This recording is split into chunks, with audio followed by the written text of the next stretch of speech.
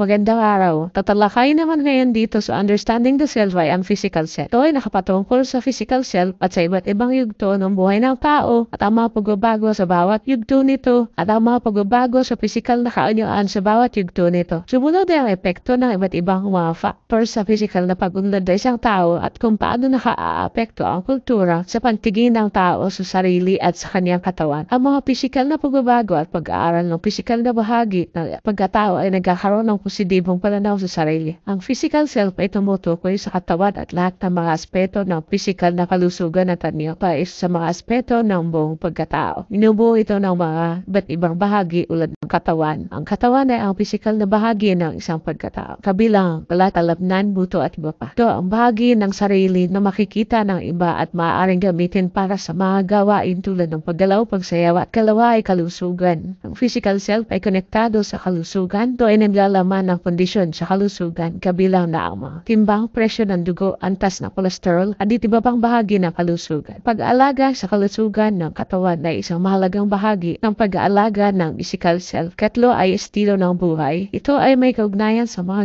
gawain at desisyon na may epekto sa physical na kalusugan. Kasama dito ang pagkain, ehersisyo, pagtulog at iba pang mga aspeto ng pang-araw-araw na buhay na maaaring makaapekto sa katawan. Kaapat ay kasuotan na panlabas at tsura. Ang physical self ay may kaugnayan din sa pananamit at panlabas na itsura. Ito ay kung paano ka nag-aayos at nagpapakita sa iba. Kasuotan at panlabas na itsura ay maaaring magkaroon ng epekto sa kumpiyansa kung paano ka tinatrato ng iba. Ang physical self ay tungkol sa paggunawa at pag-alaga sa iyo. Ang physical self ay tungkol sa paggunawa at pag-alaga sa katawan at kalusugan. Ito ay isang bahagi ng buhay na mahalaga upang maging maligaya at malusog. Si William James ay nagbigay ng kahalagan sa katawan at tinutukoy ito sa kanyang mga akda. Sa konteksto nito, pinapakita ni James ang kahalagahan ng katawan hindi lamang sa pisikal na aspeto, kundi pati na rin sa aspeto ng spiritual. Sa pamamagitan ng katawan, ng isip ay nakakaalam at nagkakaroon ng koneksyon sa mundo.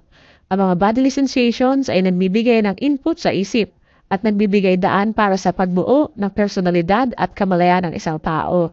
Sa pagsasama-sama ng katawan at isip, nagiging mahalaga ang katawan para sa spiritual na kalinisan o spiritual hygiene. Sabi rin ni James, ang idea na ito ay nagsasaad ng pangangalaga sa kalusugan ng katawan at ang tamang pag-unawa sa mga bodily sensations ay may malalim na epekto sa kalusugan ng spiritu o sa spiritual well-being. Pinapahiwatig din ni James na ang katawan ay hindi lamang para sa pisikal na kalusugan kundi may malalim na kahalagahan nito para sa kabuuang kalusugan ng isang tao. Kabilang na rin ang aspeto ng espiritualidad at personalidad. Pinapakita nito ang konsepto ng ugnayan ng katawan at espiritu sa filosofiya ni William James.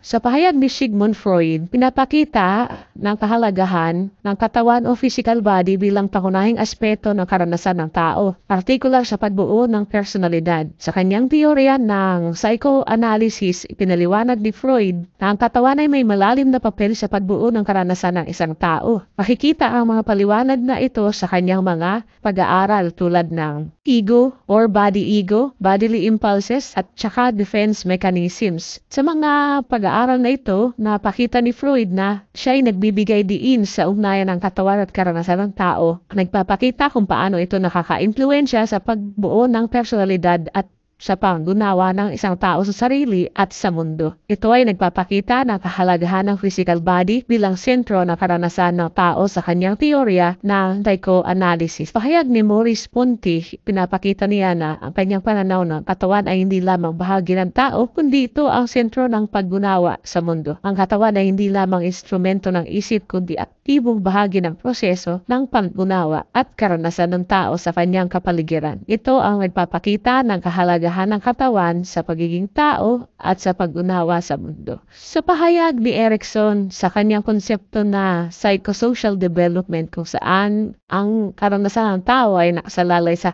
interaksyon ng kanyang katawan, kaisipan at lipunan. May mga iba't ibang aspeto tungkol sa pahayag na ito. Muna, ang experience is anchored in the ground plan of the body. Ang karanasan ay naaangkop sa ground plan ng katawan. Pinapakita nito na ang karanasan ng tao ay may basihan sa katawan. Ang bawat yugto ng pagunlad ay may kaugnayan sa pagbabago ng katawan at karanasan nito. Meron din ang tinatawag na development of physical as well as intellectual skills. Pagunlad ng physical at intellectual na kakayahan. Nasabi Pinatunayan nito na ang pagunlad ng tao ay hindi lamang sa aspeto ng kaisipan kundi pati na rin sa aspeto ng pisikal na kakayahan. Napakita ang pagusbong ng kakayahan tulad ng angkop ng mga physical skills at pagpapaunlad ng intelektual na kakayahan. Ito ay mga mahalagang proseso para sa pagunlad ng tao. Ang ikatlo ay ang sense of competency and ability to choose demanding roles in a complex society. Ang pakiramdam ng kahusayan at kakayahan na pumili ng mahihirap na mga gawain sa isang komplikadong lipunan. Tamang pagunlad ng tao ay nagdudulot ng pakiramdam ng kahusayan at kasanayan sa pagsasanay ng mga responsibilidad at mga gawain na kinakailangan sa isang makabago at komplikadong lipunan. Sa teorya ni Erik Erikson tungkol sa 8 stages of psychosocial development, ang buhay ng tao daw ay nahahati sa iba't ibang yugto at ang bawat yugto ay may kaugnayan sa pagunlad ng physical self sa konteksto ng mga aspeto ng personalidad at pagganap sa lipunan. Narito ang iba't ibang yugto ng buhay ayon sa teorya ni Erikson. Una, ang infancy. Sa yugtong ito, ang mga sanggol ay nagde-develop ng kanilang kakayahan sa paggalaw at pag-eksperimento sa kanilang katawan. Ito ay bahagi ng proseso ng pagunlad ng kanilang physical self. Dalawa ay early childhood. Dito, mga bata ay nagde-develop ng kanilang motor skills at nag-aaral na kontrolin ang kanilang katawan. Ang kanilang kahusayan sa pisikal na gawain ay bumubuo sa kanilang physical self. Tatlo ay ang preschool. Sa yugtong ito, ang mga bata ay nagde-develop ng kakayahan sa pagsasagawa ng mga gawain na nauugnay sa kanilang katawan tulad ng pagsusulat at pagpipinta. Ang ikaapat ay ang school age. Dito, ang mga bata ay nagkakaroon ng bagong karanasan sa kanilang katawan tulad ng pag-aaral ng mga physical activities, paglalakbay at iba pang paglalaro. Ang pag-aaral ng mga bagay na tumutugma sa kanilang katawan ay nagpapalakas ng kanilang physical self. Kalima ay ang adolescence. Sa yugtong ito, ang mga kabataan ay nag-eksperimento sa kanilang katawan at itsura. Sila ay nagkakaroon ng pagdutok sa kanilang pagiging pisikal at pagtuklas ng kanilang sexual identity. Yang adulthood naman, dito ang mga kabataan ay nagmamature na sa aspeto ng kanilang physical self at may pagkakaunawa na kung paano gamitin ang kanilang katawan para sa personal at social na layunin. Kapito ay ang middle adulthood. Sa panahon ito, ang mga tao ay nag-iisip tungkol sa kanilang physical na kalusugan at sa kanilang katawan. Sila ay maaaring magkaroon ng awareness tungkol sa mga epekto ng pagtanda sa kanilang katawan. At ang pinakahuli ay ang late adulthood. So, yugtong ito, ang mga tao ay tumututok sa pagbabago ng kanilang katawan habang sila ay naglalakbay patungo sa pagtanda. Ang kanilang physical self ay nagiging mahalaga sa kanilang pang-araw-araw na buhay. Ang mga bawat yugto ng buhay ay pagunlad ng physical self. Ito ay may kaugnayan sa iba't pang aspeto ng personalidad at buhay ng tao. Pinapakita nito ang pagbabago at pagunlad sa pagkakakilanlan ng tao sa kanilang physical na katawan at sa bawat paglipas ng panahon. Ang heredity ay ang proseso ng pagpapasa ng genetikong impormasyon mula sa mga magulang patungo sa kanilang mga anak. Ito ay nagre-resulta ng pagkakaroon ng mga katamian, mga disposisyon at iba't iba pang aspeto ng biological na pagkakakilanlan ng isang individual na nakatatanggap ng genetic material mula sa kanilang magulang. Mga genetic materials na ito ay matatagpuan sa mga kromosoma, naglalaman ng mga genes. Ang mga genes ay mga bahagi ng DNA. Ang DNA ay nagdadala ng mga genetic instructions o mga kodigo para sa pagbuo ng pagpapatakbo ng mga biological na proseso ng katawan. Kabilang na ang pagpapalit ng mga protina, pagbuo ng mga tissue at iba pang mga biological na paggalaw. Ang mga katamian o traits ay nakukuha mula sa mga magulang na maaaring maging pisikal tulad ng kulay ng mata, buhok, taas o anyong katawan. O di kaya maaaring maging may mga kaugnayan sa mga aspeto ng kalusugan o intelihensya. Ang heredity ay nagpapakita na ang mga genetic materials na nakukuha mula sa magulang ay nagiging bahagi ng biological na make-up ng isang individual at nagiging bahagi ng kanilang genetic code. Bagamat ang heredity ay naglalarawan ng mga biological na pagkakakilanlan ng isang tao, hindi ito ang tanging factor na nag-aambag sa pagbuo ng isang individual. Ang kapaligiran, edukasyon at iba pang mga epekto mula sa labas ay mayroon ding malalim na impluensya sa padunlad ng isang tao. Ang pag-aaral ng heredity ay bahagi ng larangan ng genetika na tumutukoy sa pag-aaral ng pagkakaroon ng pagpapasa ng genetic information. Ang pagunlad at paglaki ng isang tao ay masalimuot na proseso at maraming mga factors maaaring magdulot ng epekto dito. Narito ang ilan sa mga pangunahing factors na maaaring maka-impluwensya sa growth and development ng isang individual. Una, ang heredity.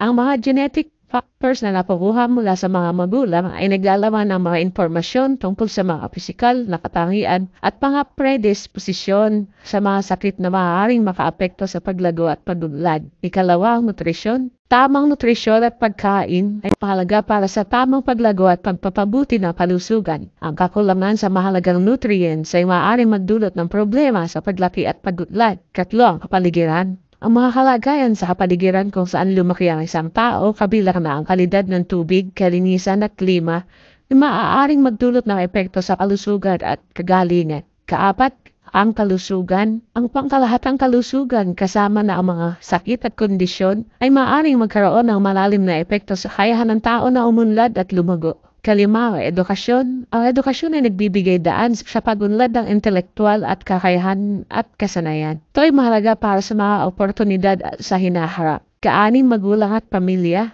Ang kalidad ng pag-aalaga mula sa pamilya, ang mga relasyon sa magulang, at ang kanilang mga halaga ay maaaring magkaroon ng epekto sa pag-unlad ng isang tao. Kapito, ang kasaysayan at kultura. Ang kultura at kasaysayan ng isang tao ay nagbibigay konteksto sa kanilang mga paniniwala, halaga at karanasan. Ito ay maaaring magdulot ng malalim na epekto sa kanilang kaisipan at personalidad. Ikawalo ay ang kabuhayan. Aspeto ng pangkabuhayan kabilang na ang trabaho at kita ay maaaring magkaroon ng malalim na epekto sa kalusugan, kagalingan at pagkakaroon ng oportunidad ng isang tao. Ikasyam ay kasalukuyang kalagayan. Ang mga pangyayari at kalagayan sa kasalukuyan tulad ng relasyon, mga pangarap at mga pagbabago sa buhay ay maaaring magdulot ng epekto sa pag-unlad ng tao. Ikasampu, mental at emosyonal na kalusugan. Ang kalusugan sa isip at damdamin ay mahalaga para sa personal na pag-unlad. Ang stress, kalungkutan at iba pang issue sa mental na kalusugan ay maaaring magdulot ng epekto sa pag-unlad. Ito lamang sa mga nabanggit na mga factors ay may magkakaugnay at maaaring magdulot ng iba't ibang epekto sa bawat tao. Importante ang pag-unawa kung paano mga ito ay nag-uugnay sa isa't isa at paano sila nagdudulot ng epekto sa bawat individual. Ang body image ay isang konsepto sa pisikal na sarili o physical self. Ito ay tumutukoy kung paano ang isang tao tinitingnan, iniisip at nararamdaman hinggil sa kanilang sariling katawan. Ang body image ay bahagi ng pisikal na aspeto na pagkakakilanlan ng isang individual. Ito ay naglalaman ng mga saloobin, damdamin at paniniwala ukol sa itsura at katawan ng isang tao. Ang positibong body image ay nangangahulugan na ang isang tao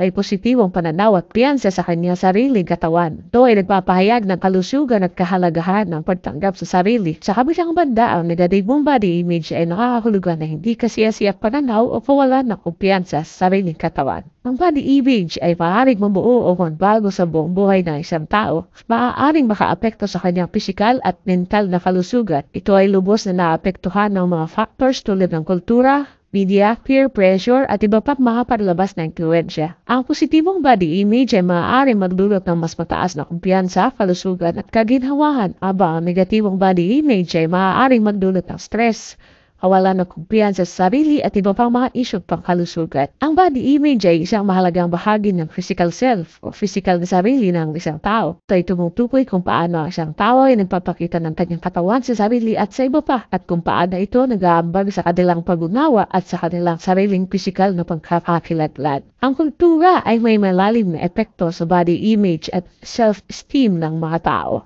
Narito ang ilang mga paraan kung paano ito nagaganap. Una, ang standard ng kagandahan. Ang kultura ay naglalabas ng mga ideal na pamantayan ng kagandahan. Ito ay maaaring madinaksan nyo ng mga modelo sa media, artista o mga kilalang personalidad. Ang mga pamantayan ito ay maaaring magdulot ng presyon sa mga tao upang magkaroon ng katulad na anyo, kung saan ang hindi pagkakapantay ng kanilang sariling anyo at anyo ng mga ito ay maaaring makaapekto sa kanilang self-esteem. Kalawa ay ang gender expectations. Ang mga kultura ay maaaring magkaroon ng mga inaasahan o papel batay sa kasarian. Ito ay maaaring magdulot ng presyon sa mga tao na sumusunod sa mga tradisyonal na mga imahe ng lalaki at babae. Ang mga individual na hindi nakakatugma sa mga inaasahang ito ay maaaring magkaroon ng mga issues sa self-esteem. Ikatlo, ang stereotypes. Ang mga stereotypes ay nagpapalaganap sa kultura. Ang mga ito ay maaaring magdulot ng negatibong tingin sa mga tao batay sa kanilang lahi, kasarian, edad o iba pang mga katangian. Ang mga stereotype na ito ay maaring makaapekto sa self-esteem ng mga taong ito at magdulot ng pagkabahala tungkol sa kanilang sarili. Ang ika-4 ay ang pagtanggap sa sarili. Ang mga kultura ay maaaring magkaroon ng iba't ibang pananaw hinggil sa pagtanggap ng sarili. May mga kultura na nagpapahalaga sa pagiging totoo sa sarili at pagkakaroon ng positibong pagtingin sa sarili. Samantalang may mga ibang kultura na nagtutulak na higit pa ang pagkakapantay-pantay. Ang mga individual na naghahangad na maabot ang mga inaasahan ng kanilang kultura ay maaaring magdulot ng epekto sa kanilang self-esteem. ika-5, ang media at teknolohiya. Ang mga modernong kultura ay nakakapagpalakas na kasentro sa media at teknolohiya. Pinapakita ng media ang mga larawan ng mga perpektong katawan at buhay na maaaring magdulot ng pahinaan sa self-esteem ng mga tao na naghahambing ng kanilang sarili sa mga ito. At ang pinakahuli ay ang pamilya at komunidad. Ang mga tradisyon, paniniwala at karanasan sa pamilya at sa komunidad ay maaaring magkaroon ng malalim na epekto sa body image at self-esteem ng isang individual. Ang mga komento o opinyon ng mga kasapi ng pamilya o komunidad bukol sa anyo ng isang tao ay maaaring magdulot ng positibo o negatibong epekto sa kanilang self-esteem. Ang konsepto ng kagandahan ay may kakaibang kahulugan at interpretasyon sa iba't ibang kultura, panahon at konteksto. Ang pag-unawa sa kagandahan ay personal at may mga elementong subjektibo. Narito ang ilan sa mga pangunahing aspeto ng konsepto ng kagandahan. Una, ang subjective. Ang kagandahan ay maaaring iba-iba sa bawat tao. Kung bawat isa sa atin ay may sariling pagtingin at kriteria ng kagandahan. Ito ay batay sa mga personal na pangarap, paniniwala, karanasan at kultura. Ikalawa, ang kultura ang bahagi. Ang kagandahan ay tinuturing na bahagi ng kultura. Ito ay makikita sa mga pamantayang pang-aesthetic ng isang lipunan. Kabilang ang mga pamantayan ng kagandahan sa sining, musika at pananamit. Ito ay nagbabago depende sa kultura at panahon. Ikatlo ay ang panlabas at panloob ng kagandahan. Mayroong mga elemento ng kagandahan na naduugnay sa panlabas na anyo tulad ng itsura at kahulugan ng katawan. Ngunit mayroon ding panloob na aspeto ng kagandahan tulad ng katalinuhan, kabutihang loob at moralidad. ika-4, ang pagkatugma-tugma. Ang pagkatugma-tugma o pagkakabalanse ng mga elemento ay madalas na itinuturing na isang aspeto ng kagandahan. Ang pagkakatugma ay maaaring maging pangunahing aspeto ng kagandahan sa sining at arkitektura. Kalima ay ang kagandahan sa natural at artificial na pagkakabuo. Ang ilan ay nakakakita ng kagandahan sa natural na kalikasan, habang ang iba naman ay nagpapahalaga ng sining at gawing tao tulad ng paglikha ng mga obra ng sining o pag-aayos ng sariling anyo sa pamamagitan ng kagabitan at kagandahan sa pananamit.